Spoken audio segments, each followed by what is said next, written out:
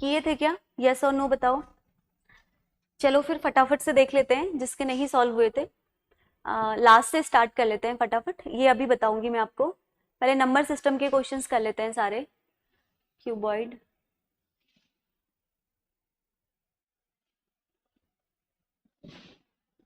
ये करिए। 76 क्वेश्चन बताइए।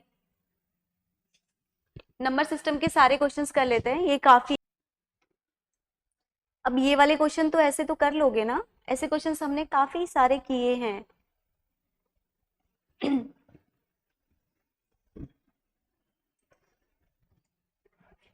ये पहला पेपर नहीं है जिसमें हम लोग कर रहे हैं। देखो कह रहा है A B and C D are 2 digit number, multiplying A B with C D result into the 3 digit number. यानी कि ए बी और सी डी को जब हम मल्टीप्लाई करते हैं तो 3 डिजिट का हमारा नंबर आता है, that is D E F. ठीक है। To another 3 digit number G H I, तो रिजल्टेंट हमारा आता है 975। ठीक है। तो आपको कह रहा है कि A B C D E H जो है आपके डिस्टिंक्ट नंबर है, तो आपको बोल रहा है कि ए प्लस बी प्लस सी क्या होगा। चलो करिए। तो यहां से आप पहले देखो डी ई एफ को हम ऐड करते हैं, आप ऐसे इसको कर सकते हैं। डी ई एफ को हम ऐड करते हैं 3 डिजिट नंबर में, जी एच आई में, तो हमें रिजल्टेंट क्या मिलता है? 975 मिलता है। जहां से इंफॉर्मेशन दी हुई है ना, तो वो काफी इजी हो जाता है हमारे लिए करना।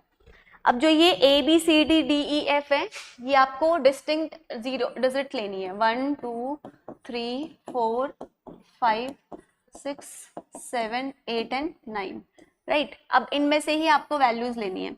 तो सबसे पहले एफ, उसने कुछ इंफॉर्मेशन आपको दी है, एफ के बारे में दिया हुआ है। देखो क्या लिखा है, एफ इज इक्वस टू 8 है और ई इज इक्वस टू 0 है। यानी कि एफ की वैल्यू मुझे दे रखी है, दैट इज 8, और ई की वैल्यू कितनी दी है? 0 दी है। बस, तो ये बाकी क्वेश्चंस की तरह ही हो गया जैसे क्वेश्चंस हम लोग कर रहे थे अभी तक। चेक करो कौन सी वैल्यू होगी जिसमें मैं ऐड करूंगी तो मेरी वैल्यू इतनी आ जाएगी। बस यही आपको करना है। 6 वाले बिल्कुल करेक्ट है, किया था सबने। 6 आएगा इसका आंसर। खुद गेस करो अब। ए बी और सी डी को जब हम मल्टीप्लाई करते हैं तो डी ई एफ आपका आता है। आपसे क्या पूछा है? ए प्लस बी प्लस सी पूछा है। अगर आप सारी वैल्यू निकाल दोगे तो भी आपका आंसर निकल जाएगा। अब बताओ मुझे 8 में मैं क्या ऐड करूं कि मेरा 5 आए? जल्दी बताओ। 8 में मैं क्या ऐड करूं? मैंने लास्ट क्लास में भी आपको समझाया था, हमेशा बड़ी वैल्यू के साथ स्मॉलर वैल्यू को रख के चेक करो। बड़ी वैल्यू यहाँ पर क्या थी? 9 थी, तो 9 के साथ 0 में नहीं रख सकती थी। क्यों नहीं रख सकती थी? क्योंकि मुझे क्वेश्चन में बोला है कि f इज इक्वल टू 8, तो जब उसने फिक्स दे दिया है तो मैं वैल्यू को नहीं कर पाऊंगी, राइट। तो मैं 8 के साथ क्या लूंगी? 7 लूंगी, तो ये मेरी वैल्यू आ जाएगी 7। कितना होता है 8 में 7? 15 हो जाएगा। तो 5 यहाँ पे आ जाएगा, एक कैरी मेरा ऊपर आ जाएगा। ठीक है। अब E की वैल्यू उसने कही है 0 लेनी है, तो मुझे बताओ H की वैल्यू क्या लूंगी? सिंपल सी बात है, आपको 7 लाना है तो H की वैल्यू क्या लोगे? 6 लोगे, तो ये वैल्यू कितनी आ जाएगी मेरी? This will be 6। अब यहाँ पे मुझे 9 लाना है ना, यहाँ पे मुझे कितना लाना है? 9 लाना है। तो 9 लाने के लिए क्या करोगे बताओ?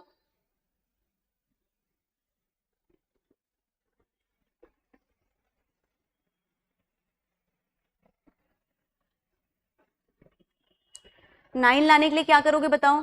कैसे 9 ला सकते हो? 5 में 4 ऐड करोगे तो 9 आता है, तो इट विल बी 5 या 4 में से कोई भी वैल्यू कुछ भी हो सकती है।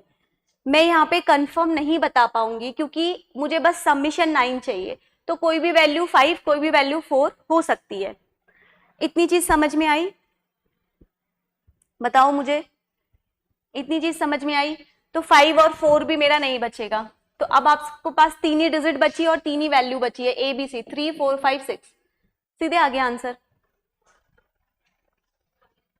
क्लियर है? बताना मुझे, ये क्लियर है सबको? 6 आंसर आ जाएगा इसका। किसी को डाउट है तो फटाफट पूछिए, अदरवाइज हम नेक्स्ट क्वेश्चन पे मूव करते हैं।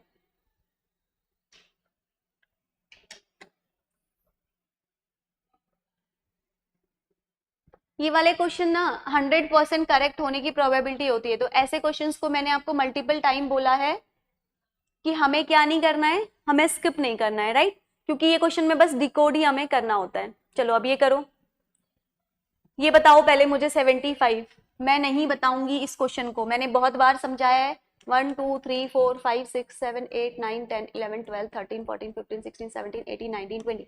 सबसे पहले क्या करते हैं, टोटल नंबर ऑफ डिजिट्स को काउंट करते हैं। ठीक है, काउंट करो कितने हैं, फर्स्ट स्टेप ये होता है। सेकेंड स्टेप क्या होता है, हम क्या करते हैं, ग्रुप्स में डिवाइड करते हैं, बताया है।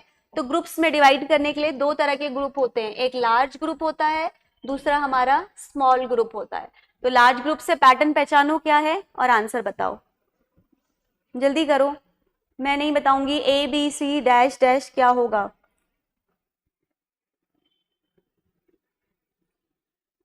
टोटल डिजिट्स कितनी है जल्दी बताना मुझे, टोटल डिजिट्स कितनी है, फटाफट आंसर दो, टोटल डिजिट्स कितनी है।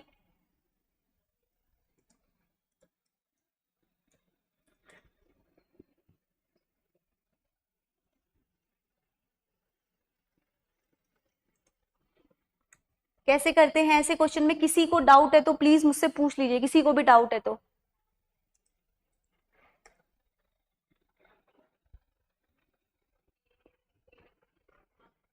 टोटल डिजिट कितनी है यहाँ पे हमारी, 20 है। तो 20 को कैसे डिवाइड कर सकते हो, 5 के 4 पेयर बना लो और चेक करो, पैटर्न पहचानो। सबका आंसर डी आ रहा है, मुझे आंसर नहीं पता इसका क्या है, मैंने सॉल्व भी नहीं किया है।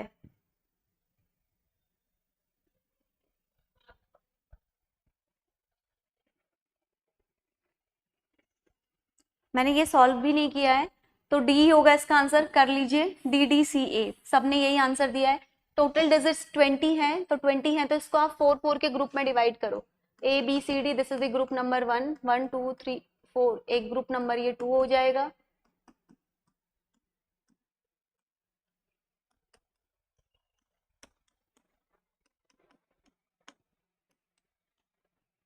पहचान लो पैटर्न क्या है, D D C A, D answer दिया है सबने, डी होगा। किसी को दिक्कत है,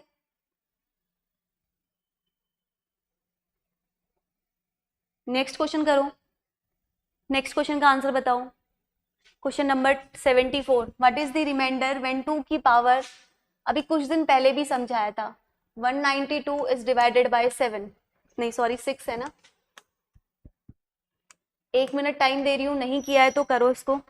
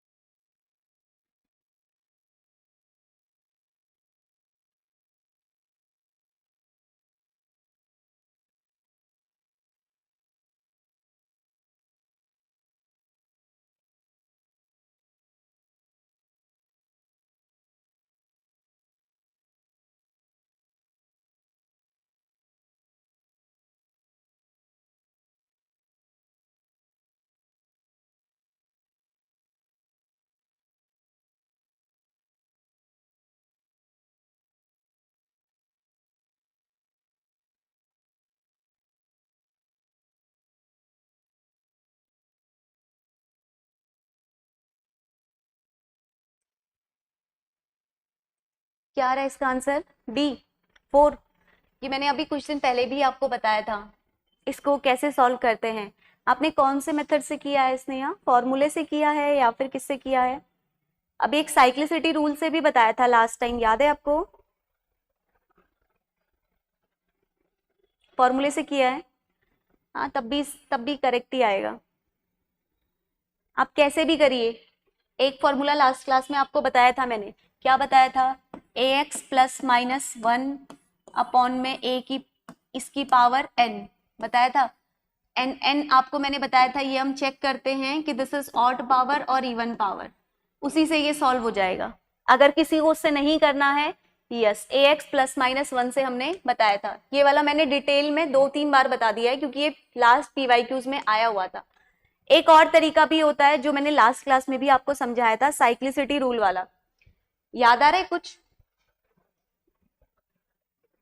हाँ, इसी मेथड से भी कर सकते हो, बट एक और फॉर्मूला आपको मैंने समझाया था। क्या समझाया था ये बताओ मुझे? क्या समझाया था बताओ? साइक्लिसिटी रूल वाला बताया था। हाँ, पहले भी कराया है। यस, ये क्वेश्चन मैं ऑलरेडी भी करा चुकी हूँ, ये मैं आपको पहले भी करा चुकी हूँ।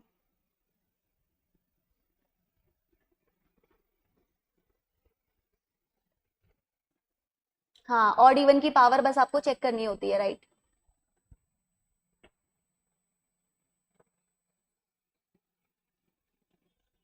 क्या समझाया था मैंने? या तो मैंने आपको बताया था आप साइक्लिसिटी रूल से भी चेक करो, ये भी बताया हुआ है मैंने आपको। साइक्लिसिटी रूल 2 की क्या होती है? क्या होता है 2 की साइक्लिसिटी रूल?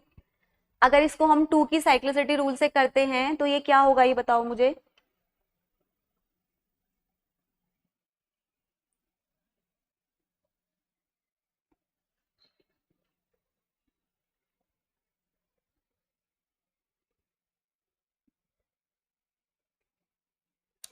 चलो इसको मैं एक और सिंपल तरीके से आपको समझाती हूँ। इसको मैं और सिंपल तरीके से समझाती हूँ। देखिए, नीचे मेरी पावर क्या, नीचे मेरी वैल्यू क्या लिखी है? 6 लिखी है। ये एक और मेथड है आपका, ये आप इस मेथड से भी कर सकते हो। फॉर्मूला वाला मेथड मैंने बहुत डिटेल में मल्टीपल टाइम्स बताया। अगर किसी को दिक्कत है तो प्लीज मेरे से क्लास के बाद लिंक ले लेना और उसको देख लेना, ठीक है? हाँ, सबसे सिंपल है, ठीक है? अब इससे भी सिंपल एक तरीका और बता देती हूँ जिसमें हम क्या करते हैं, ये भी एक मेथड है, आपको जो अच्छी लगे आप वो मेथड यूज कर सकते हैं। जैसे 6 है ना, तो 6 को मैं कैसे लिख सकती हूँ ये बताओ मुझे। मुझे 2 लाना है ना, ऊपर मुझे क्या लेके आनी है? वैल्यू 2 लानी है। तो 2 लाने के लिए आप क्या कर सकते हो? 6 में किसका माइनस करोगे? 4 का माइनस करोगे। समझ में आ रहा है? तो वैल्यू कितनी आ जाएगी मेरी? 2 आ जाएगी। तो अगर मैं इसको ऐसे लिख दूं, 6 माइनस 2 की पावर 192 डिवाइडेड बाई में 6, तो 6 से 6 तो मेरा बाद में कट हो जाएगा। ये वैल्यू मेरी क्या हो जाएगी? -4 की पावर 192 डिवाइडेड बाई में 6, यही होगा। अब यहाँ पर हम 4 की साइक्लिसिटी चेक कर लेते हैं, बिकॉज 4 की साइक्लिसिटी और भी सिंपल हमारी होती है। अगर 4 की पावर 1 बोलूं, 4 की पावर 2 बोलूं, 4 की पावर 3 बोलूं, 4 की पावर 4 बोलूं, 4 की पावर 1 कितना होता है? आपने पढ़ा होगा 4, फिर इसमें 4 की पावर 2 करोगे तो यूनिट प्लेस पे कौन सी वैल्यू आएगी? क्या होती है 4 की साइक्लिसिटी? बताना मुझे एक बार, क्या होती है 4 की साइक्लिसिटी? क्या होती है बताओ मुझे, क्या होती है 4 की साइक्लिसिटी? 4646 पढ़ा है ना, 4646, ठीक है, यही होती है। अब आपके पास, आपको बस चेक करना है कि पावर ऑड है कि इवन है। अच्छा मुझे बताओ 192 कैसी है? यहाँ पर जो 4 की पावर 192 लिखा है। अब एक चीज समझना, 4 की पावर 16 है ना, आप किसी भी केस में डिवाइड करो रिमाइंडर 4 ही आएगा। किसी भी केस में आप चेक करो, डिवाइड करके देखो, रिमाइंडर 4 ही आएगा। जैसे 16 है, 16 को 6 से डिवाइड करो, कितना होता है? 12, 13, 14, 15, 16, अगेन रिमाइंडर इज 4। ऐसे ही आप 4 की पावर 3 को भी डिवाइड करके देखो, फिर से रिमाइंडर क्या आएगा? 4 आएगा। ये रूल भी है और ऐसे भी आप ध्यान में रख सकते हो जब भी आप इस पावर को। अच्छा बताओ 192 ऑड नंबर है कि इवन नंबर है? ये पता होना चाहिए बस। यहाँ पर भी हम पावर चेक करते हैं, ऑड और इवन। 192 कैसा नंबर है?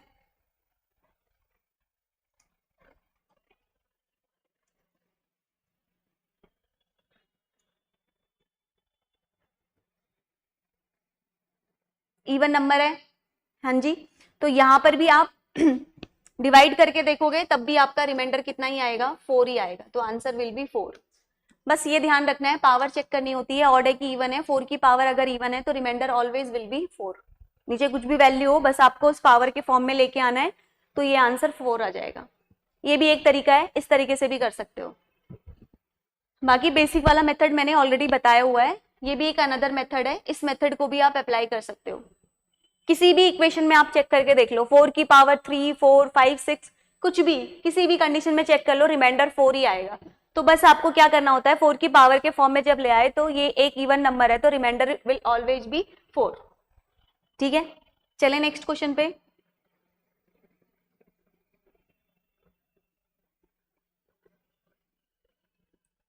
बाकी दूसरा तरीका भी मैंने आपको बता रखा है इसका। चले नेक्स्ट पे, मुझे बता दो प्लीज किसी को डाउट है कुछ तो। आपको मनीषा समझ में आया ये?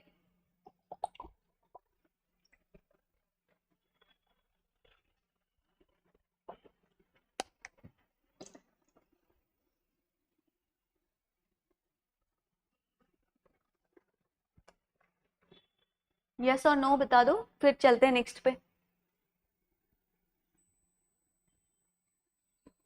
चलिए ये करिए, स्टेटमेंट बेस्ड क्वेश्चन है। अभी तक कोई स्टेटमेंट बेस्ड क्वेश्चन लेफ्ट हुआ है क्या? एक बार देख लेते हैं। स्टेटमेंट बेस्ड क्वेश्चन भी साथ के साथ कर लेंगे, चलो कोई नहीं, यही कर लो अभी। ये करिए तो, a plus B means a is neither small nor is equal to b।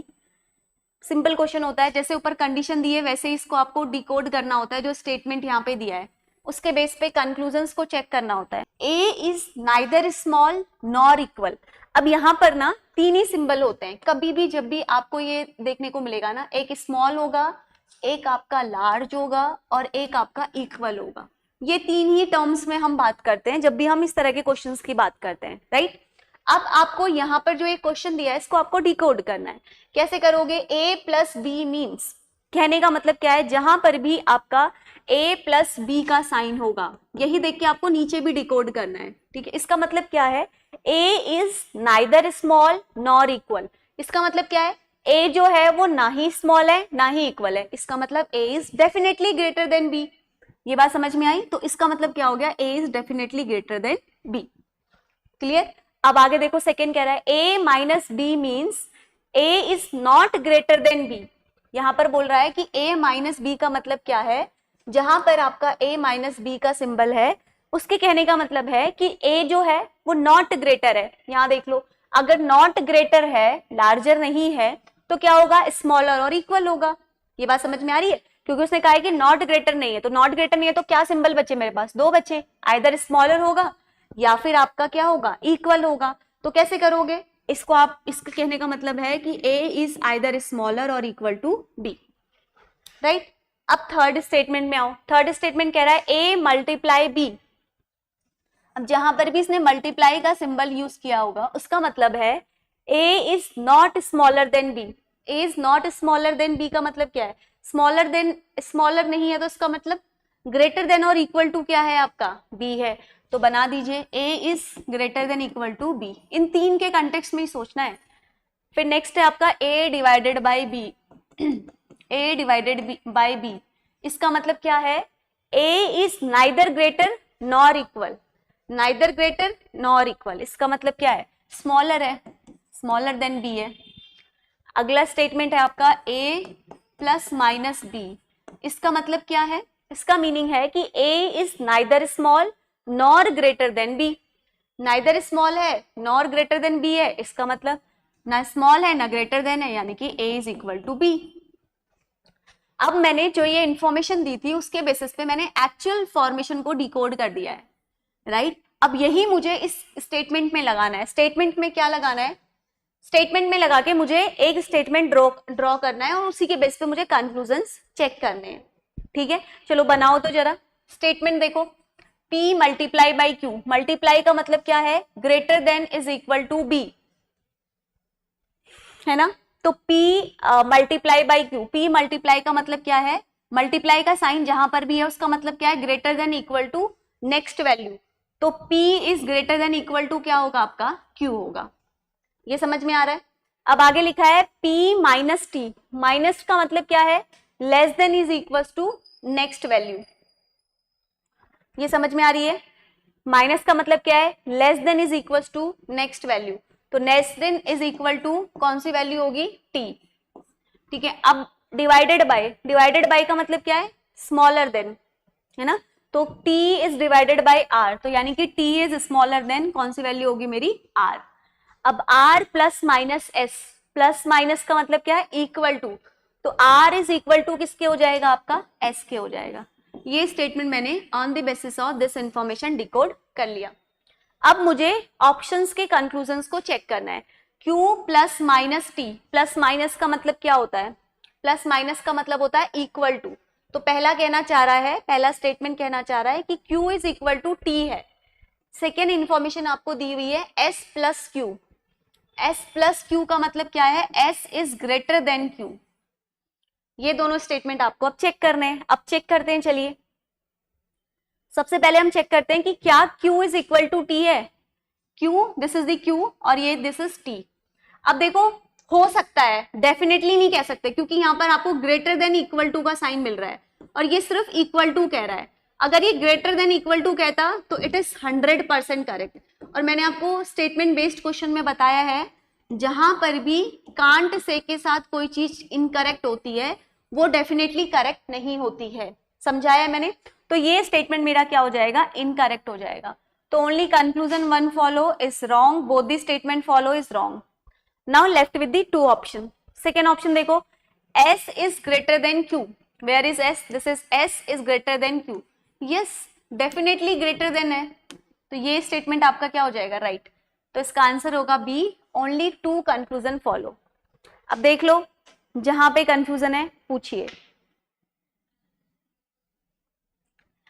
बस इसमें डिकोड करना होता है क्वेश्चन को।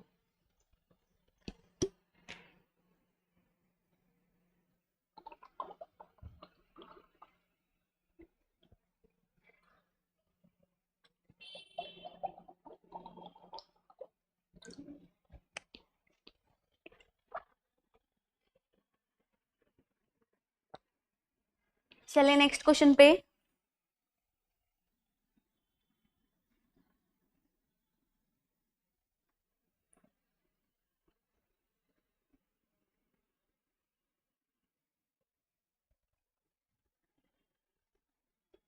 किसी को डाउट है?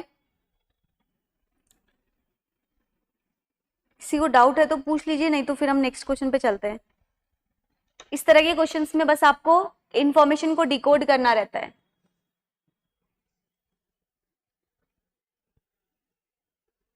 चलिए, किसी को दिक्कत नहीं है ना? चलो नेक्स्ट पे चलते हैं। ये करो तो ये भी काइंड ऑफ नंबर सिस्टम ही है।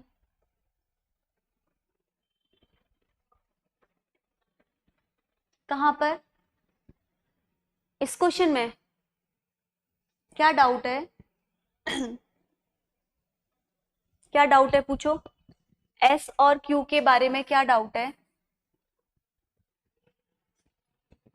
पूछिए, क्या डाउट है? ये कैसे? सिंबल देखो, प्लस का मतलब क्या होता है? Greater then. यहां देखो, इधर देखो, यहां पर चेक करो, ये रहा s, राइट। s से कहां जाना है आपको? q पे जाना है, दिस इज q। ठीक है, s से कहां जाना है? q पे जाना है। और सिंबल का मतलब क्या है? जहां पर भी प्लस का साइन आएगा इसका मतलब क्या है? दिस इज द साइन ना, प्लस का साइन जहां पे भी आएगा इसका मतलब क्या है? Greater then. यही है, ग्रेटर देन है।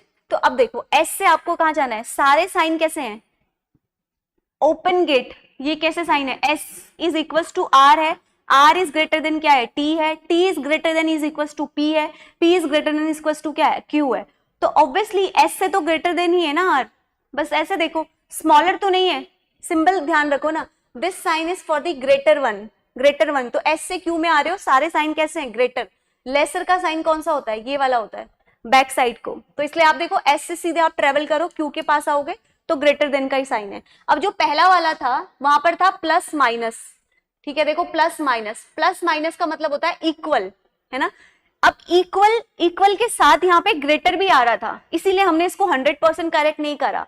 लेकिन ये क्या है? ये ग्रेटर है ही है, किसी भी कंडीशन में ये ग्रेटर इसके साथ है, आप चेक कर लो बस। यहाँ पर प्लस माइनस, यहाँ पे प्लस माइनस साइन था ना, तो प्लस माइनस साइन का मतलब होता है इक्वल। तो अगर हमने पहले वाले स्टेटमेंट को चेक किया, Q is equal to T, तो Q is equal to T, this is the Q is equal to T, ये बोल रहा है ना Q is equal to plus minus T। तो जरूरी नहीं है ना कि ये, क्योंकि ग्रेटर देन और इक्वल दोनों आ रहा है, इसलिए ये वाला स्टेटमेंट मेरा इनकरेक्ट हो गया। S से Q में आओगे, वो ग्रेटर देन इक्वल है, लेकिन वो 100% ग्रेटर तो है ही है, समझ रहे हो। यहाँ पर दो कंडीशन हो रही है, यहाँ पर एक ही कंडीशन हो रही है, इसलिए ये हमारा डेफिनेटली करेक्ट हुआ। ऊपर वाला भी 100% रॉन्ग नहीं है। अगर यहाँ पर भी उसने पॉसिबिलिटी वर्ड ऐसा दिया होता तो ऊपर वाला भी मेरा करेक्ट हो जाता, लेकिन उसने नहीं बोला है ऐसा कुछ भी, ठीक है। चलो डन ना, चलो नेक्स्ट पे आओ। ये बताओ मुझे, there are large number of silver coin, करिए तो।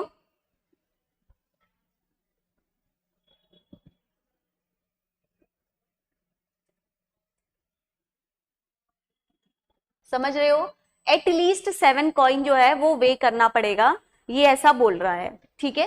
अब कैसे करेंगे, देखो 78 है, ठीक है। अब पहली चीज तो आपको ये दिमाग लगानी पड़ेगी कि ये 5 का मल्टीपल और 10 का मल्टीपल नहीं है, है ना। मेरे को जो वेट दिए हैं ये 10 और 5 के मल्टीपल में दिए हैं, एक्सेप्ट 2। अब मुझे सबसे पहले तो आपके दिमाग में क्या आना चाहिए कि मुझे इस 8 को डिकोड करना है ना, तब ये 10 के मल्टीपल पे आ जाएगा। आप समझ पा रहे हो मैं क्या कहना चाह रही हूँ, 10 के मल्टीपल पे आ जाएगा, तब ये समझ रहे हो। There are n number of the possibility ना, अगर एक कंडीशन में आप लोगों ने क्या किया होगा, अगर आप एक कंडीशन में लेते हो, देखो उसने ऐसा नहीं बोला है कि to buy a 78 gram of coin one must buy at least 7 coin, ये कह रहा है।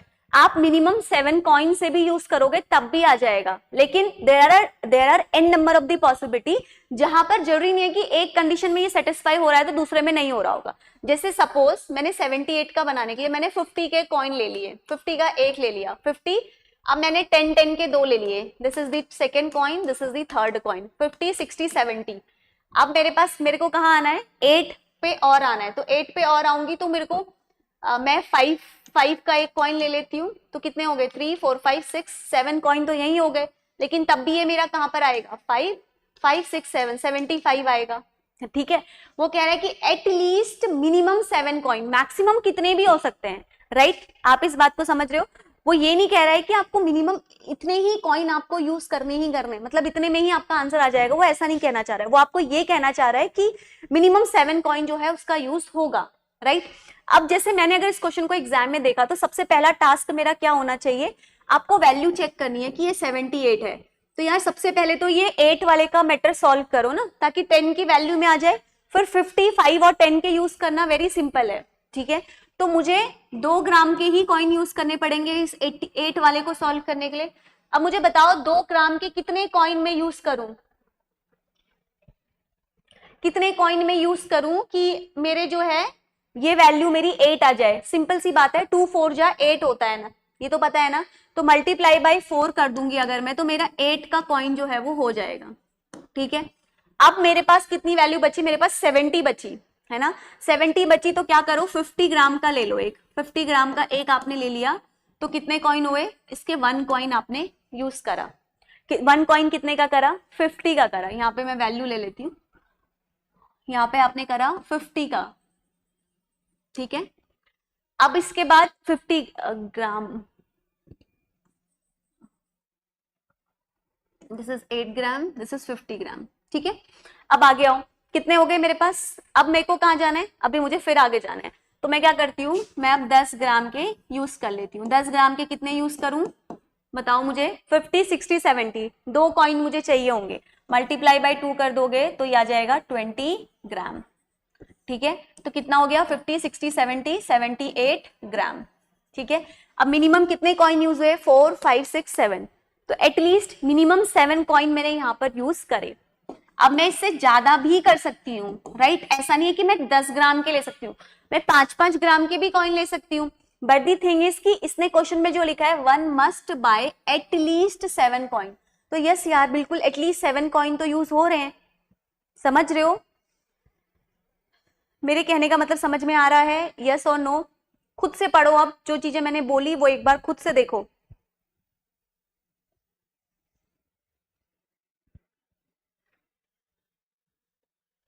क्या ये बात समझ में आ रही है? पहला स्टेटमेंट तो मेरा करेक्ट हो जाएगा on the basis of this information. किसी को डाउट है पहले स्टेटमेंट में तो मुझे बताइए, फिर मैं सेकेंड वाला समझाती हूँ। सेकेंड वाला था to weigh 78 gram these coin one can use less than 7 coin. अब कह रहा है कि आपको बीम बैलेंस में बैलेंस करने के लिए, यूज करने के लिए लेस देन 7 कॉइन की नीड पड़ती है, ये बोल रहे हैं। ठीक है, तो यहाँ पर सपोज हम कोई बैलेंस करने के लिए हम कोई वो ले रहे हैं। ठीक है, ये मैं रब कर दूं, मुझे पहले वाला बता दो, ये समझ में आ गया तो मैं यहीं पे सेकेंड पॉइंट एक्सप्लेन करती हूँ।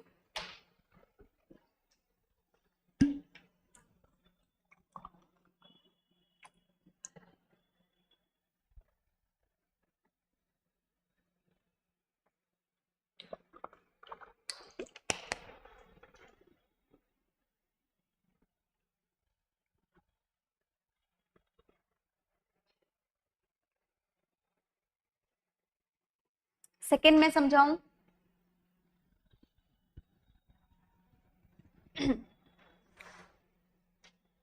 सेकेंड स्टेटमेंट क्या कह रहा है, देखो सेकेंड स्टेटमेंट क्यों रॉन्ग किया है आप लोगों ने।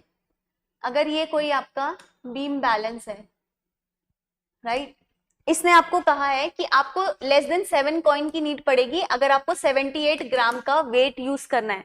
ये तो बहुत सिंपल है, आप लोग ने कभी देखा है कैसे करता है? कभी बचपन में कभी आटा चक्की गए हो या ऐसे कभी गांव घर में आप गए हो तो आपने देखा होगा, एक साइड तराजू के वो फुल वेट रख देते हैं, दूसरे साइड क्या करते हैं, जितना आपको वे करना होता है वो बैलेंस करके उतना वेट आपका निकालते हैं। तो अगर हम यहाँ पे बीम बैलेंस की बात करूं तो सपोज मैं आपका क्या करती हूँ, मैं इस साइड 100 ग्राम ले लेती हूँ। ठीक है, 100 ग्राम का मतलब क्या है, मुझे 50-50 ग्राम के 2 कॉइन चाहिए होंगे। समझ रहे हो, 50-50 ग्राम के मुझे 2 कॉइन चाहिए होंगे। अब अब मुझे टोटल कितना वेट करना है, 78 ग्राम करना है। तो 78 ग्राम करना है तो यहाँ मुझे कितना वेट चाहिए होगा, कितना डिफरेंस लाके मैं 78 ला सकती हूँ? सिंपल सी बात है, 22 ग्राम को इसमें माइनस करोगे तो 78 आ जाएगा। तो यहाँ पर आपको वेट कितना चाहिए, 22 ग्राम। तो 22 ग्राम लाने के लिए आप क्या करोगे, 10 ग्राम का एक यूज करोगे, 10 ग्राम का एक यूज करोगे, 2 ग्राम का एक यूज करोगे। आपका वेट बैलेंस कितना हो गया, 78 ग्राम हो गया। ठीक है, तो लेस देन कितने कॉइन यूज हुए, 1 2 3 4 5, 5 कॉइन में ही हमारा काम बन गया। उसने कहा कि लेस देन 7 कॉइन यूज होंगे, तो यस ये भी करेक्ट है। या आपको और भी छोटी कंडीशन लेनी है तो इस साइड आप और भी लेस ले लो। अनदर एग्जांपल अगर मैं आपको बताऊं, इस साइड आप 80 ग्राम ले लो, तो 80 ग्राम लोगे तो कितना हो जाएगा, 50 25 5, हाँ ये हो जाएगा, दिस इज 80 ग्राम। अब आपको 78 ग्राम का वो करना है, डिफरेंस लाना है, तो यहाँ पर देखो कितने कॉइन आपको यूज करने पड़ेंगे, 780 है तो बस यहाँ पे 2 ग्राम का एक कॉइन यूज कर लो। कितने कॉइन हुए, 1 2 3 4, यहाँ पे तो 4 कॉइन में ही काम हो गया। जितनी स्मॉलर वैल्यू लोगे तो उतना आपको समझ आएगा कि लेस देन 7 कॉइन यूज हो रहे हैं। समझ आया, तो आंसर होगा इसका सी, बोथ 1 एंड 2।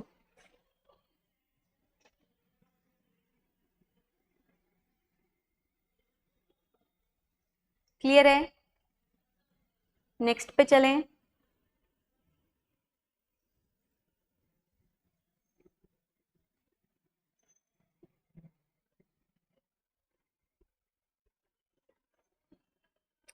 चलें नेक्स्ट पे।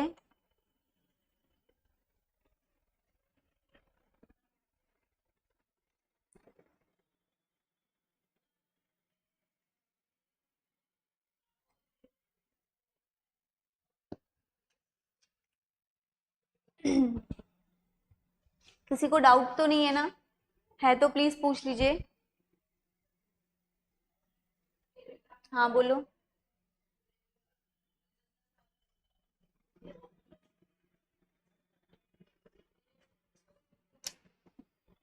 पूछो।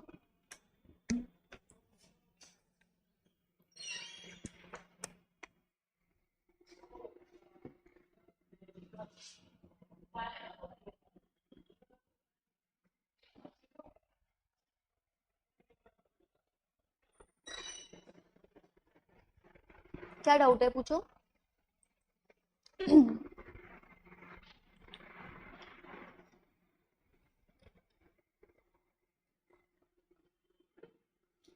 मैम सेकंड में वेट के लिए बोला है, तो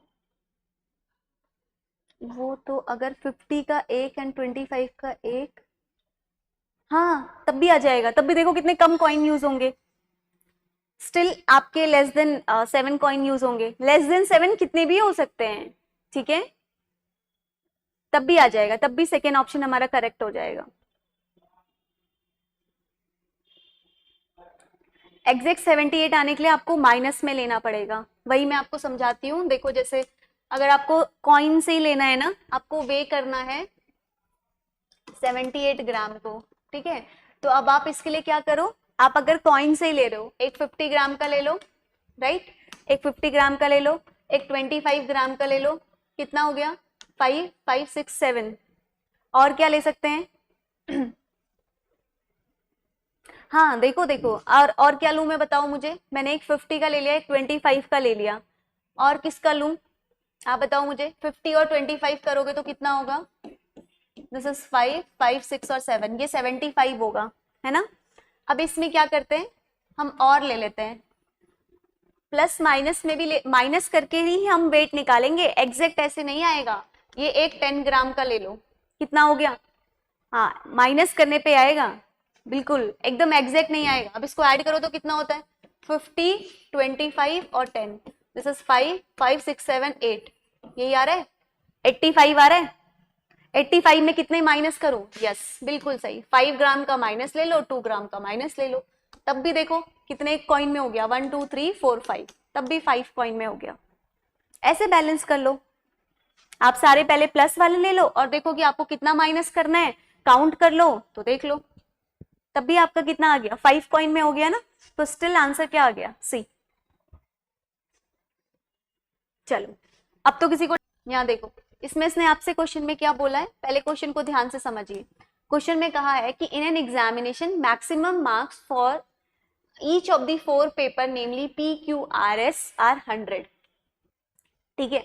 कितने पेपर है हमारे पास, PQR और S, मैक्सिमम मार्क्स कितने कह रहा है 100, तो यानी कि टोटल कितने हो गए हमारे पास 400 हो गए, राइट, बिकॉज टोटल कितने सब्जेक्ट्स हैं 4 सब्जेक्ट हैं, तो 400 हो गए। Marks score by the students are the integer, जो भी इन्होंने मार्क्स स्कोर करे हैं ये इंटीजर्स हैं, राइट। अब कह रहा है a student can score the 99% in an different ways, तो यानी कि 400 का कितना परसेंट 90%, तो ये कितना आएगा आपका 396 मार्क्स आएंगे, 99% करके देख लो, 396 मार्क्स आ गए, इतना बताओ मुझे बस पहले, इतना समझ में आ रहा है। अब आपको इसके लिए डिफरेंट पॉसिबल केस लिखने हैं जहां पर ये पॉसिबल है। परमोटेशन कॉम्बिनेशन में आपको मैंने एक ही तरीका अभी तक पिछले लास्ट क्लासेस से बताती आ रही हूं कि आपको डिफरेंट वेज लिखने होते हैं। यहां तक समझ आया, इतना पहले मुझे बताओ 396 तक किसी को डाउट है, किसी को 396 तक डाउट है, हाँ बोलिए क्या दिक्कत है।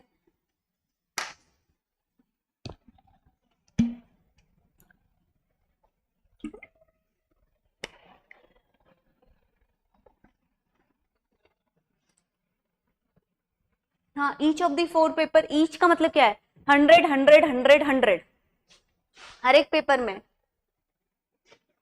इसमें ईच वर्ड तो नहीं है सब्जेक्ट के लिए, ये देखो यहाँ पर दिया हुआ है ना, see in an examination the maximum marks for each of the 4 paper PQRS are 100, हर एक पेपर में 100 100 100 100 मैक्सिमम मार्क्स है बोला है, this is 100, this is again 100, each paper देखो यहाँ पे लिखा हुआ है each of the 4 paper PQRS are 100, तो टोटल कितना हो जाएगा 400, तो 400 में कितना स्कोर करता है, अगर वो स्टूडेंट 400 का 99% ला जाता है तो इसका मतलब उसने फुल मार्क्स ले आया, तो हमने 400 का 99% निकाला तो वो कितना आया, इट्स ओके कोई बात नहीं 396 आ गया, यहां तक तो कोई दिक्कत नहीं होगी। चलो आप देखते हैं आगे को करते हैं इसको सॉल्व में, 396 मार्क्स तक हमने आपको मैंने बता दिया। अब चलिए अब देखते हैं, तो 396 मार्क्स लाने हैं, राइट, हर किसी में 100 100 100, सपोज पहला केस हम लिख लेते हैं कि सब में वो 99 मार्क्स लाया, तब भी आ गया 396, तो टोटल मार्क्स 396 आएंगे, ये आप देख लेना। अब दूसरा केस क्या बनाते हैं, हम दूसरा केस बना लेते हैं कि सपोज एक में उसके 100 आए, तो कॉमन सेंस लगाओ, अगर आपने एक वैल्यू को 100 कर दिया है तो नेक्स्ट वैल्यू में 9 की जगह कितना होगा, 98 हो जाएगा। ठीक है, this is the another way. और क्या कर सकते हो, दो में 100 कर दो, सपोज दो में वो कितने कितने लाया, 100 लाया, तो एक में कितना होगा, 98 होगा, एक में कितना होगा, 97 हो जाएगा, नहीं 97 और 99 हो जाएगा, मैंने उल्टा लिख दिया, 97 और 99। और बताओ, और बताओ कौन से केस बनेंगे, क्या 98 क्या,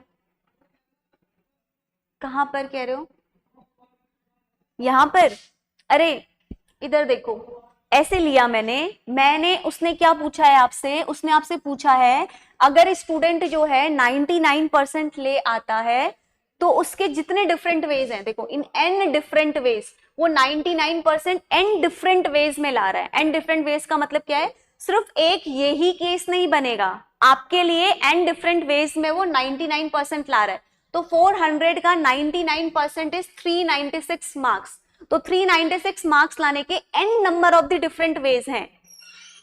समझ में आया, समझ में आ रहा है, तो बस आपको वही मैक्सिमम जो वेज हैं उनको लिखना है। ठीक है, क्योंकि देखो एन डिफरेंट वेज, तो अभी तक पिछली जितनी भी क्लासेस में मैंने आपको परमुटेशन कॉम्बिनेशन पढ़ाया, तो मैंने हर टॉपिक में आपको क्या बताया, एक टॉपिक के there are N number of the different ways, तो हमेशा परमुटेशन कॉम्बिनेशन में जितने मैक्सिमम पॉसिबल कॉम्बिनेशंस होते हैं आपको वो सारे लिखने पड़ते हैं। ठीक है, तो आप ऐसे करो, ऐसे करो, जैसे भी करोगे आप सम 390 कितना है, सम 396 ही आएगा, चाहे आप इसमें ऐड करो, चाहे आप इसमें करो, चाहे जितने मैक्सिमम केस हो सकते हैं आप लिखिए। अब फिर से लिखिए, एक में 100 दीजिए, 97 99 लाया है, आप क्या कर दीजिए, 100 कर दीजिए, 98 करिए। 97 98 के आगे तो हम वैसे नहीं जाएंगे ना, क्योंकि फिर वैल्यू बहुत कम हो जाएगी, ये तो समझ आ रहा होगा। अब एक में क्या कर देते हैं, एक में हम कर देते हैं कि वो 100 लाया है, इसमें भी 100 लाया है, इसमें भी 100 लाया, तो इसमें कितने हो जाएंगे, 96 हो जाएंगे। यहां तक क्लियर है, ये जो मैंने, क्या इसके बाद भी कोई केस बनेगा ये बताओ मुझे, इसके बाद भी कोई केस बनेगा ये बताओ मुझे, यस और नो ये बताओ।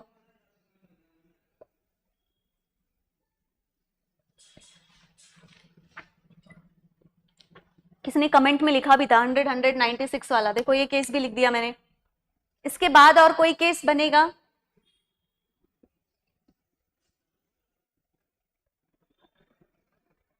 बताना जरा मुझे, इसके बाद कोई और केस बनेगा, क्या बनेगा बताओ,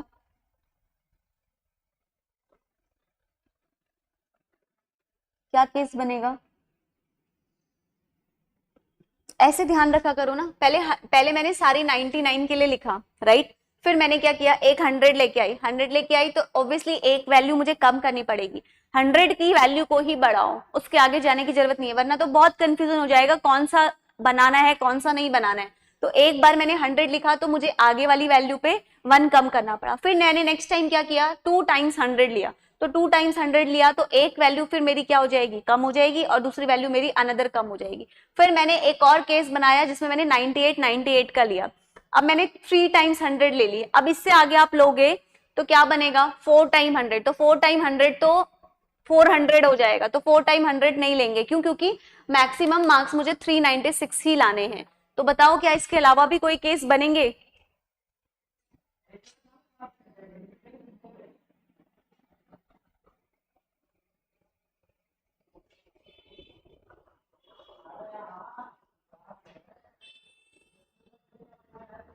नहीं बनेंगे ना, यस, इसके अलावा कोई केस नहीं बनेंगे बस। तो अब सॉल्व कर देते हैं, कल सिखाया था कल क्या सिखाया था, कैसे लिखते हैं, ऊपर हम कैसे लिखते हैं, कल सिखाया था, ऊपर टोटल नंबर, नीचे क्या लिखते हैं, रिपीटेशन, कल के पेपर में भी बताया है। तो टोटल कितने हो गए, 1 2 3 4, तो ऊपर कितनी वैल्यू आएगी, दिस इज 4 फैक्टोरियल, और रिपीटेशन किसका हो रहा है, 99 का 4 टाइम, तो 4 फैक्टोरियल अपॉन में 4 फैक्टोरियल, तो ये कितना आ जाएगा, 1 वे। ये समझ आ रहा है, कल भी बताया है, answer is 17, no 17 is wrong answer, answer इसका है डी 35। अब बस सॉल्व ही करना है। यहाँ देखो आप टोटल कैसे करेंगे, 1 2 3 4, ऊपर कितने फैक्टोरियल, 4 फैक्टोरियल, नीचे कितना आएगा, रिपीटेशन किसका हो रहा है, 99 का, कितने टाइम हो रहा है, 2 टाइम। देखो कल ही सिखाया, ये लिखने में तो किसी को दिक्कत नहीं हो रही ना, तो ये क्या हो जाएगा 4 इंटू 3 इंटू 2 इंटू 1, नीचे क्या हो जाएगा 2 इंटू 1, तो 2 से 2 कैंसिल आउट, कितने वेज हो जाएंगे 12 वेज।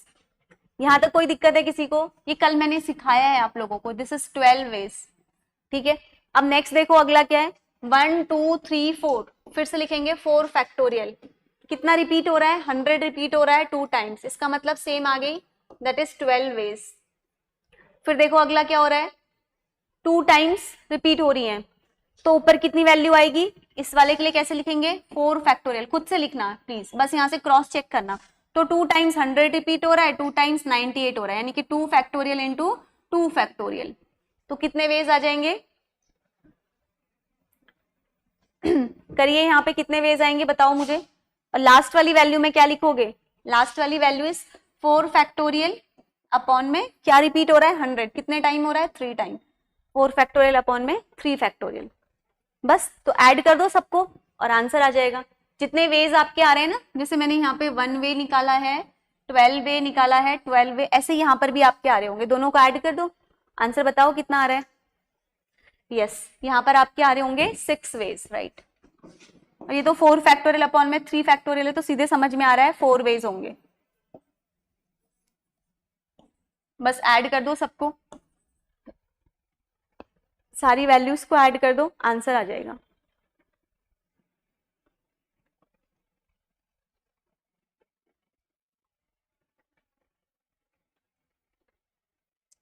ट्वेंटी थ्री कैसे आएगा आंसर, 23 तो यहीं पे हो जाएगा, 12 12 24, क्या क्या ऐड करोगे, 1 plus 12 plus 12 plus 6 plus 4, add करो तो 24 25 26 27 28 29 30 31 32 33 34 35 35 आ रहा है ना। नहीं, ये क्वेश्चन बिल्कुल भी इजी नहीं है, one of the tough question में ये है। 23 नहीं आएगा, ऐड करो 1 प्लस 12 प्लस 12 प्लस 6 प्लस 4, क्योंकि यहाँ पे दो चीजें उन्होंने पूछ दी हैं, परसेंटेज को परमुटेशन कॉम्बिनेशन से लिंक करके पूछा है।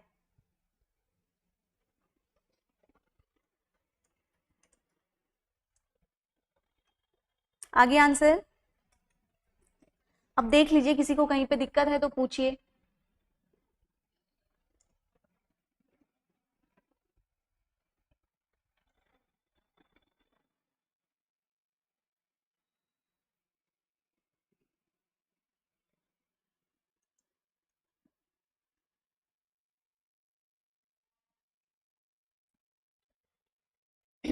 चलिए फिर नेक्स्ट क्वेश्चन अटेम्प्ट करिए, कैसे आएगा।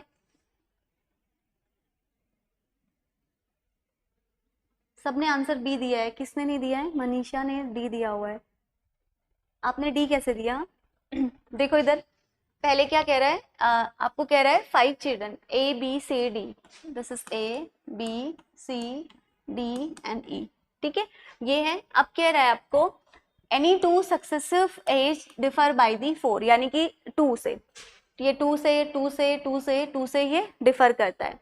पहला क्वेश्चन कह रहा है कि what is the age of youngest child, youngest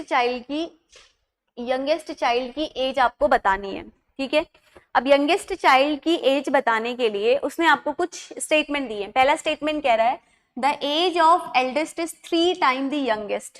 पहली बात उसने क्या बोली है, जो एज ऑफ एल्डेस्ट है वो 3 टाइम ऑफ द यंगेस्ट है, इसका मतलब क्या है, E is equal to 3 time of the youngest, यही बोल रहा है।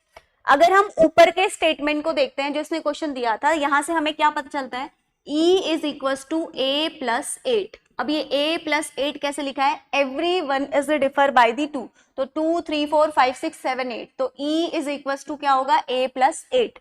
अब यहां से आप इसकी वैल्यू रख दो, E की वैल्यू रख दो, तो ये आपका यहां से निकल जाएगा, तो ये क्या हो जाएगा 3A is equal to A plus 8, right. तो ये इधर आ जाएगा आपका, कितना हो जाएगा 2A इज इक्वल टू 8 आ जाएगा, ठीक है। तो A इक्वल टू कितना आ गई यहाँ से आपकी 4 आ गई, 4 ईयर्स आ गई। तो यस, हम अगर इस स्टेटमेंट को यूज करते हैं, the age of eldest is 3 time of the youngest, तो मेरी एज आ रही है।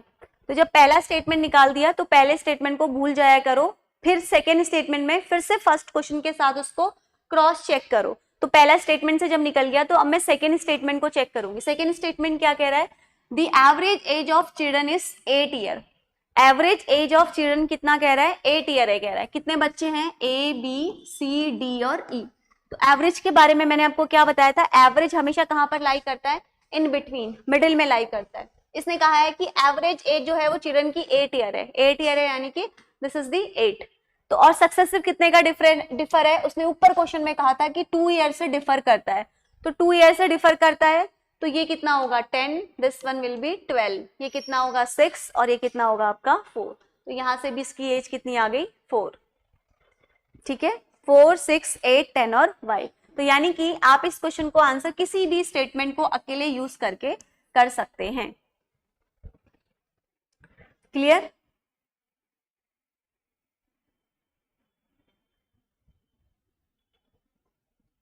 चलें नेक्स्ट पे।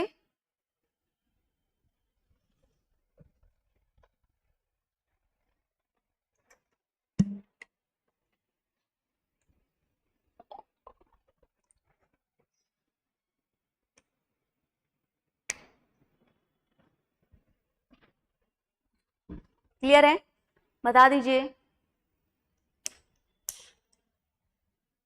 आप इसको सेकंड वाले को देख के भी कर सकते थे, सेकंड वाला सिंगल हैंड ही बस आप इससे इसको मैच कराते हैं ना, तो ये आंसर ऐसे निकल जाता। Can be answer using the both the statement, तब भी नहीं होता। अगर आपको एवरेज का एप्लीकेशन पता है ना, एवरेज हमेशा मिडिल टर्म में लाई करता है, तो बस इन क्वेश्चंस को करना बहुत सिंपल होता है।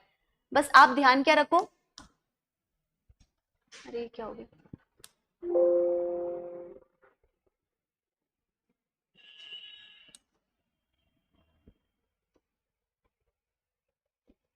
देखो इस क्वेश्चन को करना बहुत सिंपल होता है, बस आप ध्यान से देखते हैं। अगर आपको ये पता था कि average age of children is 8 year और सक्सेसिव डिफरेंस 2 ईयर का है, तो स्टेटमेंट पढ़ो, the question can be answer by using one of the statement alone but can not be answer using the other statement alone. ठीक है, ये चलो इसको मैं फिर भी कहती हूँ, the question can be answer by using the other statement alone. अब अगला कह रहा है the question can be answer by using both the statement together. अगर आप सिर्फ इस स्टेटमेंट को पढ़ते तो आपको समझ आ रहा है कि टुगेदर की जरूरत तो पड़ी नहीं रही है और नाइदर का भी यूज नहीं हो रहा है। अब मेरे पास बचे सिर्फ दो statement, can be answer by using one of the statement alone but can not be answer by using the other statement alone, ये बोला है। और ये पढ़ो, the question can be answer by using the other statement alone. जब आपको एक statement alone use करके आप आंसर दे पा रहे हो, तब भी आप 50-50 में तो पहुंच ही जाते हैं, है ना। तो आपको पता चल जाता है यहाँ से कि फर्स्ट वन को भी चेक करके आप एज निकाल सकते हैं, तो बी आंसर इसका हो जाएगा। ठीक है, चलिए ये करिए, what is the number, the sum of the digit.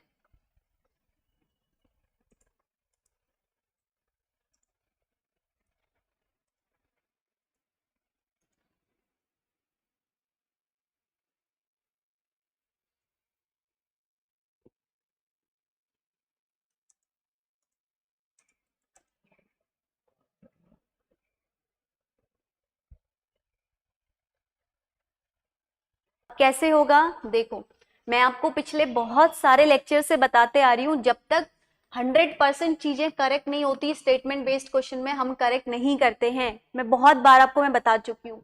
यहाँ पर आप बस एक बार क्वेश्चन को ध्यान से पढ़ते, आप सीधे आंसर कर देते। कैसे, देखो कहा है कि व्हाट इज द नंबर, यानी कि आपको एक नंबर फाइंड करना है, राइट। नंबर फाइंड करना है तो नंबर ऐसा होना चाहिए जो यूनिक होगा। यूनिक होगा का मतलब क्या है, वो स्पेसिफिक होगा हर कंडीशन में, 100% एवरी कंडीशन में वो बात आपकी लाई कर रही होगी। इट्स नॉट नेसेसरी कि वो एक कंडीशन में लाई कर रहा है, सेकंड में नहीं कर रहा, तो वो करेक्ट नहीं होगा। ये मैं आपको बहुत टाइम से बताते आ रही हूँ, ठीक है। अब सबसे पहला स्टेटमेंट क्या कह रहा है, पहले स्टेटमेंट को हम डिकोड करते हैं, राइट। कह रहा है कि the sum of the digit of the number is equal to the product of digit. चलो ऐसा हम एक नंबर हमने बचपन से पढ़ा है और हमें पता भी है, दैट इज 1 2 3। तो अगर हम इसका सम ऑफ द डिजिट करते हैं इट इज 6। अगर हम इसका प्रोडक्ट ऑफ द डिजिट करते हैं 1 2 3 अगेन 6। ठीक है, यहां पर तो ये बात सही हो रही है, बट अब आप एक बात मुझे बताओ कि वो स्पेसिफिक नंबर उसने आपसे पूछा है, राइट? ये एक्स वाई जेड का जो नंबर है वो उसने पूछा है, तो क्या सिर्फ यही एक कंडीशन है जिसमें वो 6 हो रहा है? बाकी भी तो हो सकते हैं। बाकी क्या हो सकते हैं? आप इसको 1 3 2 भी लिख सकते हो, आप इसको क्या भी कर सकते हो, आप इसको और भी तो चीजें लिख सकते हो, 2 3 1 भी लिख सकते हो, समझ रहे हो?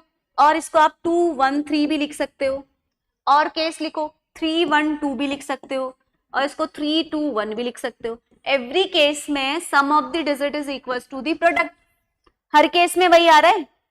एवरी केस में 3 2 और आपका 1, 3 4 5 6 इक्वल्स टू 6, 3 2 जा 6, 3 4 5 6, फिर अगेन वही। किसी भी केस में आप ले लो, in every case there are 1 2 3 4 5 6, there are 6 different case. In each different case we will get the number of sum is equals to the product. यही बोला है इसने पहला स्टेटमेंट। तो क्या 100% बता पाओगे कि वो नंबर सिर्फ 1 2 3 होगा? क्या पता 1 3 2 हो, क्या पता 2 3 1 हो, कोई भी हो सकता है ना। तो उसमें कुछ स्पेसिफिक कंडीशन तो नहीं दी है, तो फर्स्ट स्टेटमेंट भी क्या हो जाएगा? रॉन्ग हो जाएगा। सेम ऐसे सेकंड चेक करो, the number is divisible by the sum of the digit of the number. कह रहा है कि नंबर जो है, क्या कह रहा है देखो, नंबर जो है वो जो है सम ऑफ द डिजिट जो है हमारी वो डिविजिबल बाय किससे है? कह रहा है 6 से है। कह रहा है the number is divisible by the sum of the digit of the number. तो जो भी ये नंबर है, ये नंबर आपका सम ऑफ द डिजिट से डिविजिबल होगा, ये कह रहा है। ठीक है, तो सम ऑफ द डिजिट यहाँ पे मेरा क्या है? 3 4 5 6, एवरी केस में मेरा सम ऑफ द डिजिट कितना है? 6 है। तो उसने कहा है कि सम ऑफ द डिजिट नंबर जो है, जो नंबर है जैसे 1 2 3 जो नंबर है मेरा, it is divisible by the sum of the digit 6 से। तो 6 का डिविजिबिलिटी रूल आपको पता होगा कि 6 से वो कोई भी डिजिट तब डिविजिबल होती है जब वो 2 से भी डिविजिबल होती है और आपका किससे भी होती है? 3 से भी होती है। तो क्या ये हर एक कंडीशन में लाई करेगा? कॉमन सेंस लगाइए, क्या ये हर एक कंडीशन में लाई करेगा? क्या सब में ये डिविजिबल होगा? मे बी किसी में हो जाएगा। 1 3 2 करोगे, 3 4 5 6, तो 6 यहां पर ये डिविजिबल है, 1 3 2 में है। बाकी में चेक करके देखो, क्या ये डिविजिबल है? 2 3 1 में डिविजिबल है? नहीं है, है ना। तो as simple as it is कि वो डेफिनेटली आप नहीं बता पाओगे स्टेटमेंट 2 का भी यूज करके। तो answer will be, the question can not be answer by using the both the statement together. Clear? किसी को डाउट?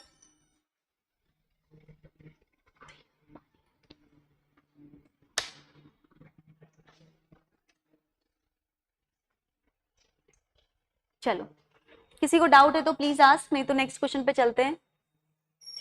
चलिए ये करिए,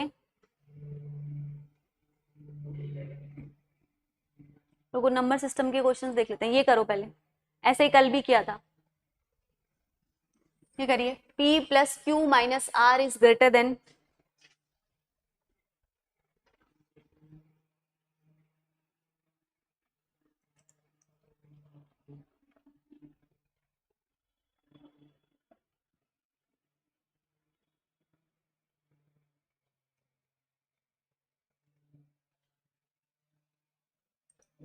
पॉजिटिव इंटीजर है, ये समझ में आ रहा है। तो पॉजिटिव इंटीजर का मतलब क्या है कि जो P और Q के बीच में रिलेशन है, बेसिकली क्या है, P जो है वो ऑलवेज बड़ा होगा किससे? Q से, तभी वो वैल्यू कैसी आएगी? पॉजिटिव आएगी।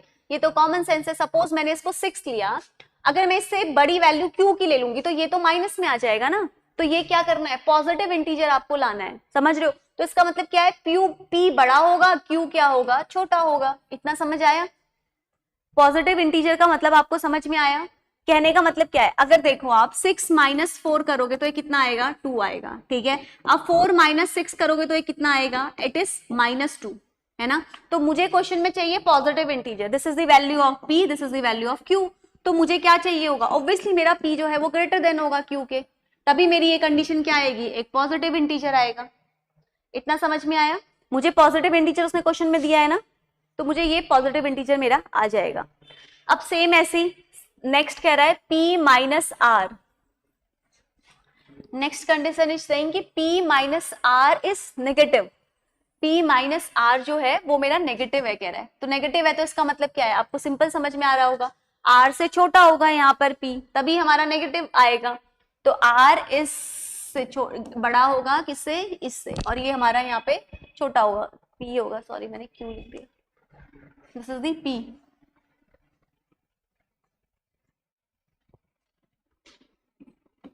इतना समझ में आया? यहां तक समझ में आया कि नहीं, ये बताइए मुझे।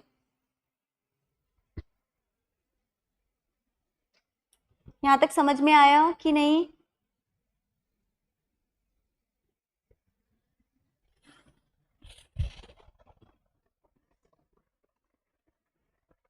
यहां तक क्लियर है? चलो अब आगे करते हैं।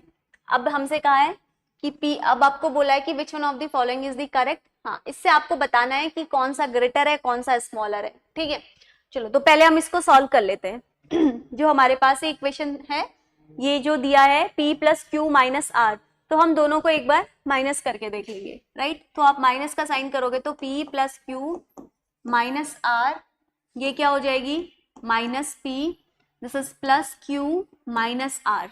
ठीक है, तो प्लस माइनस से ये कैंसिल आउट हो जाएगा, प्लस माइनस P जो है ये कैंसिल हो जाएगा, ये प्लस है ये माइनस है तो ये कैंसिल हो जाएगा, ये दोनों आपके ऐड हो जाएंगे, तो दिस इज 2Q, है ना। और ऐसे ही R को आप देखोगे तो R भी जो है यहाँ पे ऐड हो जाएगा, बिकॉज माइनस माइनस का साइन है, तो दिस इज 2R। ठीक है, तो ये हम अगर सॉल्व करते हैं तो ये हमारा आता है 2Q इक्वल्स टू 2R। ठीक है, तो इससे मुझे कुछ पता चला कि R कौन सा बड़ा है या Q कौन सा बड़ा है, कुछ मुझे पता नहीं चल रहा है। इससे पता चल रहा है क्या? वैसे आपको ये करने की नीड भी नहीं है, बट मैंने बस थोड़ा सा ऐसे बता दिया, इसको करने की नीड भी नहीं है। आपको क्वेश्चन में बस पूछा गया है कि where P Q R is the integer, कौन सा इसमें जो है बड़ा है, P plus Q minus R greater than P minus Q plus R. अब क्वेश्चन को देखिए, अगर मैं इन दोनों स्टेटमेंट को कंबाइन करती हूँ, सिंपल सी बात है, आप दोनों स्टेटमेंट को कंबाइन करो, देयर इज P जहां से ये कनेक्ट होगा। ठीक है, P से बड़ा कौन होगा, Q होगा क्वेश्चन में देखो, और यहाँ पे कौन आएगा आपका, R आएगा। ठीक है, ये आ जाएगा R is greater than P is greater than Q। अब कह रहा है पहला कि इससे मुझे पता चल रहा है कौन सा बड़ा है कौन सा छोटा है। पहला ऑप्शन कह रहा है can be answer by using the one of the statement alone but can not answer using the other statement alone. एक आंसर एक स्टेटमेंट अलोन को यूज करके मैं नहीं बता पाऊंगी, सिर्फ अगर आप स्टेटमेंट वन को यूज करोगे, इट इज सेइंग कि P is greater than Q, तो इससे क्या पता चलेगा, तो पहला स्टेटमेंट मेरा रॉन्ग हो जाएगा। सेकंड स्टेटमेंट कह रहा है the question can be answer by using the other statement alone, नहीं। थर्ड कह रहा है the question can be answer by using both the statement together, yes. जब मैंने दोनों स्टेटमेंट को कंबाइन किया तब मुझे पता चला कि R बड़ा है, P बड़ा है, Q बड़ा है। कैन नॉट बी आंसर, नहीं, कैन नॉट बी आंसर नहीं हो रहा है, हम यहाँ पे आंसर दे पा रहे हैं, बस इसी को डिकोड करके ही मैं आंसर दे रही हूँ, वो सॉल्व करने की नीड भी नहीं है। But less than 2000, less than 2000 की आपको 4 डिजिट का नंबर बनाना है, और आपसे सम पूछा है। ऐसे बहुत सारे क्वेश्चन हम लोग कर चुके हैं ऑलरेडी, सम पूछा है। एंड डिजिट्स कौन कौन सी हैं, 1 2 3 एंड 4 है, राइट। तो आप कॉमन सेंस लगाओ, 4 डिजिट का नंबर बनाना है, 1 2 3 4, और लेस देन कितना होना चाहिए, 2000 होना चाहिए। तो लेस देन 2000 होना चाहिए, इसका मतलब क्या है कि जो स्टार्टिंग वे है, स्टार्टिंग डिजिट जो है वो किससे शुरू होगी, वो आपकी 1 से शुरू होगी, क्योंकि आपको लेस देन इसका बनाना है। तो कितना आ जाएगा, यस 1 आ जाएगा। अब एक डिजिट आपकी सिंपल 1 2 3 4 भी आ जाएगी। अब आप यहाँ पे परमुटेशन कॉम्बिनेशन लगा के भी देख सकते हैं कि कितने डिफरेंट वेज यहाँ पे बनेंगे। तो अगर इसको हम देखते हैं तो 1 तो फिक्स रहेगा, तो कितने बचे हमारे पास, 3 डिजिट बची, तो कितना होगा 3 फैक्टोरियल। 3 फैक्टोरियल क्या होता है, 3 इंटू 2 इंटू 1, इसका मतलब दे आर मैक्सिमम 6 वेज। अगर वेज पूछता तो हमारा 6 आंसर हो जाता। तो हमारे पास ऐसे 6 कॉम्बिनेशंस बनेंगे। तो दूसरा क्या बन जाएगा, 1 2 4 और 3। उसके बाद नेक्स्ट क्या बनेगा बताओ, 3 को आगे ले जाओ, 1 3 2 एंड 4, 1 ही रहेगी फिर 1 3, फिर 4 को आगे कर दो, 4 और 2, फिर उसके बाद 4 को आगे ले आओ, 1 4 2 3, है ना। फिर उसके बाद क्या बन जाएगा, 1 4 3 और 2, ऐड कर दो सबको। सम पूछा है क्योंकि उसने आपसे, कितने वे बने, 6 बने, देखो 1 2 3 4 5 6, तो 6 वेज ही हमारे बन सकते थे। ऐड कर दो, आंसर आ जाएगा 7992। ठीक है।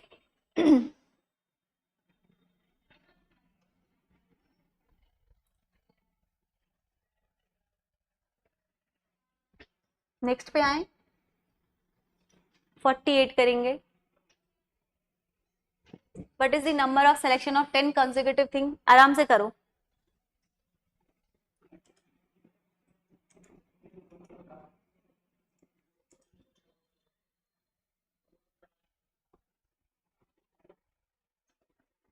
12 आ रहा है, देखते हैं।